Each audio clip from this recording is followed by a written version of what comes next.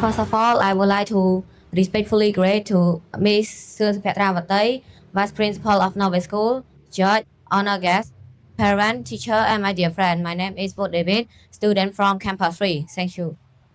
Okay, you ready? Now please. Yes. Geography. GEOGRAPHY. That's correct.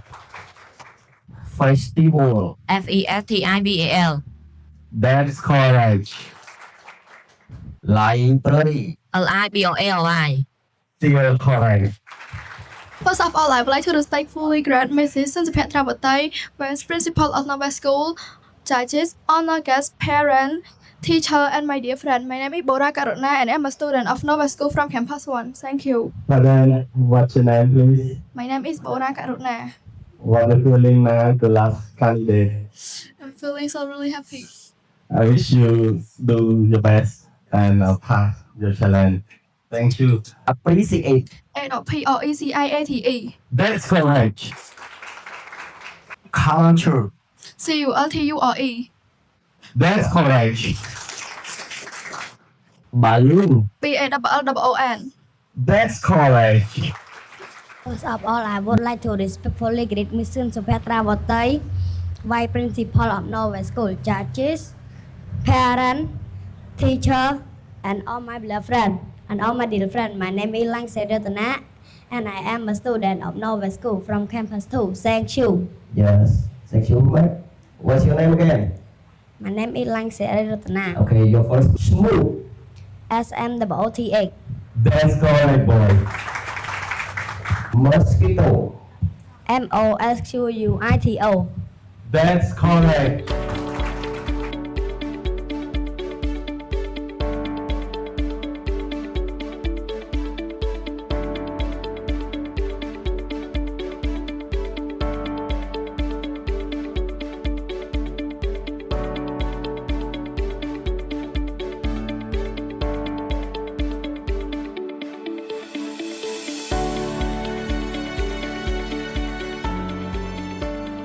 Chia បឋមសូមគោរពលោកស្រីនាយកនាយិការរងសាលាណូវេសឿនសុភត្រាវតីនិងសូមគោរពជូនលោកអ្នកអាណាព្យាបាលទាំងអស់ជាពិសេសគណៈកម្មការក៏ដូចជាបុគ្គលិកនៅសាលារៀនណូវេនិងសិស្សានុសិស្សដែលជាបេក្ខជនដ៏ឆ្នើមនៅព្រឹកនេះបាទអញ្ចឹងសម្រាប់ថ្ងៃដែរខ្ញុំតំណាងជាប្រធានគណៈកម្មការក្នុងកម្មវិធី Spelling Bee ខ្ញុំមានសេចក្តីសំណររីករាយដែលបានចូលរួមជាចំណែកដើម្បីឃើញការវិវត្តរបស់សាលារៀនក៏ដូចជាការវិវត្តរបស់បងប្អូននៅសាលារៀនណូវេគ្រប់សាខាទាំងអស់ហើយក៏ជាពិសេសក៏អរគុណទឹកចិត្តដល់ថ្លៃថ្លាមអវររបស់លោកអ្នកអាណាព្យាបាលដែលបានចូលរួមនិងគាំទ្រសាលាណូវេតាំងពីសាខា1រហូតដល់សាខា3សូមអបអរសាទរកម្មវិធី Spelling Bee បានបន្តហើយនឹងចាប់ផ្ដើមជាច្រើនវគ្គជាបន្តបន្ទាប់ថ្ងៃនេះគឺជាថ្ងៃចុងក្រោយនៃកម្មវិធីហើយលទ្ធផលនៅក្នុងដៃខ្ញុំនឹងប្រកាសនៅពេលបន្តិចទៀតបាទដូចឲ្យថាពេលយូរខ្ញុំបានសូមប្រកាសនៅលទ្ធផល Top 3 បេក្ខជនដែលមានត្រកូល L A N A សេរីរដ្ឋាចំណាត់ថ្នាក់លេខ2បានទៅលើបងអូនស្រីបូរ៉ាករណាបាទ Spelling Bee Season 4 បេក្ខជនដែលជាប់ចំណាត់ថ្នាក់លេខ1បានទៅលើ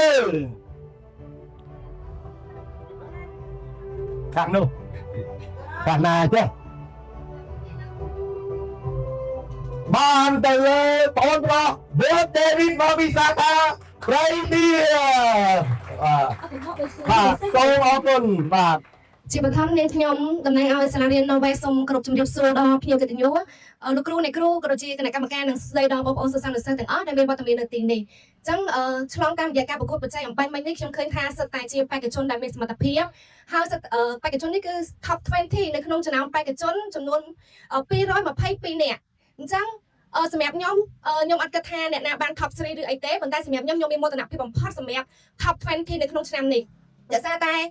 បេក្ខជនដែលយើងចូលរួមមានរហូតដល់222នាក់ហើយយើងចម្រាញ់បាន20នាក់អញ្ចឹងអ្នកគ្រូចង់លើកទឹកចិត្តទៅទាំងអស់គ្នាថាទោះជានៅក្នុង Season 4 នេះបងអូនមិនទាន់ទទួលបាននៅពានរង្វាន់ឬក៏មិនទាន់ចូលបានទៅដល់ Top 3បងអូនកុំអស់សង្ឃឹមព្រោះដោយសារយើងដឹងថាសាលាជារៀងរាល់ឆ្នាំតែងតែធ្វើកម្មវិធីរហូតហើយបេក្ខជនទាំងអស់មានសិទ្ធិ ចូលរួមនិងមានឱកាសចូលរួមប្រកួតប្រជែងគ្រប់កម្មវិធីទាំងអស់ឲ្យតែត្រូវជាមួយនឹងកម្រិតថ្នាក់របស់បងប្អូនទាំងអស់គ្នាអញ្ចឹងដោយតែអ្នកគ្រូបានលើកទឹកចិត្តបងប្អូនទាំងអស់គ្នាមិនអញ្ចឹង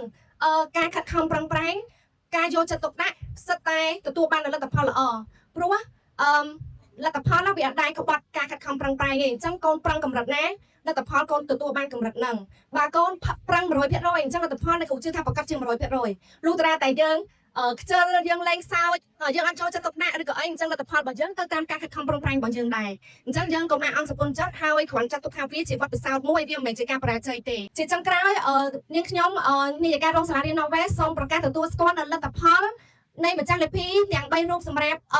កម្មវិធី Spelling Bee Season 4 នេះជាចុងក្រោយនាងខ្ញុំសូមគោរពអរគុណដល់ភ្ញៀវកិត្តិយសដែលជាអ្នកមេដាបេដាសិស្សគណៈកម្មការបុគ្គលិកសិក្សាក៏ដូចជាលោកគ្រូអ្នកគ្រូទាំងអស់ដែលបានចំណាយពេលវេលាមានតម្លៃ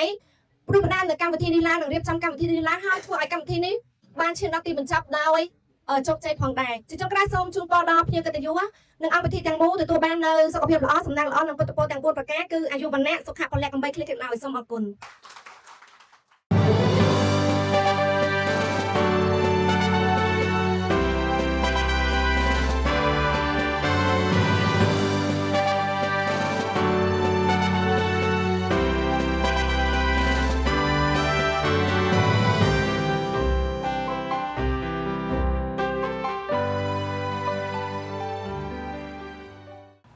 នៅជំរាបសួរលោកគ្រូអ្នកគ្រូព្រមទាំងបុគ្គលិករបស់សាលា Norwest ទាំងអស់ថ្ងៃនេះខ្ញុំឈ្មោះកៅសរមត្រូវជាឪពុករបស់ឡាញ់សេរីរតនាគាត់បានទទួលបានជ័យលាភីលេខ3ពីការ Spelling Bee Contest អញ្ចឹងខ្ញុំអរគុណលោកគ្រូអ្នកគ្រូជាបឋមហ្នឹងហើយសម្រាប់ការចំណាប់អារម្មណ៍របស់ខ្ញុំគឺសាលា Norwest បានធ្វើបានល្អគឺលើការ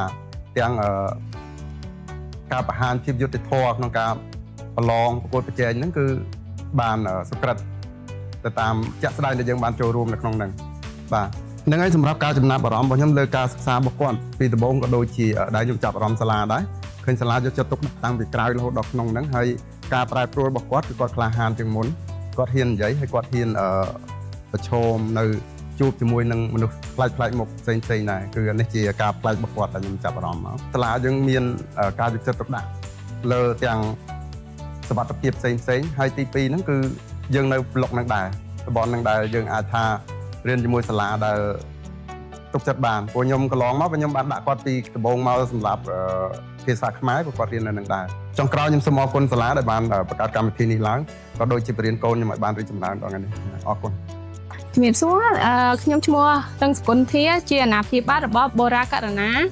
ដែលគាត់ចូលរួមប្រកួតកម្មវិធី Spelling Bee Content 2026ខ្ញុំសប្បាយរីករាយណាស់ដែលបានគាត់ចូលរួមប្រកួតនៅវគ្គហ្នឹងបានជ័យលាភីលេខ2ចាចំពោះចំណាប់អារម្មណ៍ខ្ញុំគឺសាលា Norwest គាត់លោកគ្រូអ្នកគ្រូគាត់បង្រៀនយកចិត្តទុកដាក់ហើយវិន័យល្អហើយនិយាយថាកូនខ្ញុំគាត់រៀនទៅចេះដឹងច្រើនជាងមុនអញ្ចឹងណាលោកគ្រូព្រោះសេវាកម្មរបស់សាលារៀន Norwest គឺពេលខ្ញុំជូនកូនមកសាលាលោកគ្រូអ្នកគ្រូទោះរាយរាក់ទាក់ហើយនឹងផ្ដល់ព័ត៌មានអីពេលកូនឈឺកាត់អីគឺលោកគ្រូអ្នកគ្រូផ្ដល់ព័ត៌មានឲ្យខ្ញុំបានរហ័សទាន់ចិត្តហើយជាចុងក្រោយខ្ញុំសូមអរគុណដល់សាលា Norwest ហើយនឹងលោកគ្រូអ្នកគ្រូដែលបានយកចិត្តទុកដាក់បង្រៀនកូនខ្ញុំបានយ៉ាងល្អហើយខ្ញុំសូមជូនពរឲ្យសាលារៀន Norwest មានកូនសិស្សរៀនកាន់តែច្រើនមានសាខាកាន់តែច្រើនសូមអរគុណ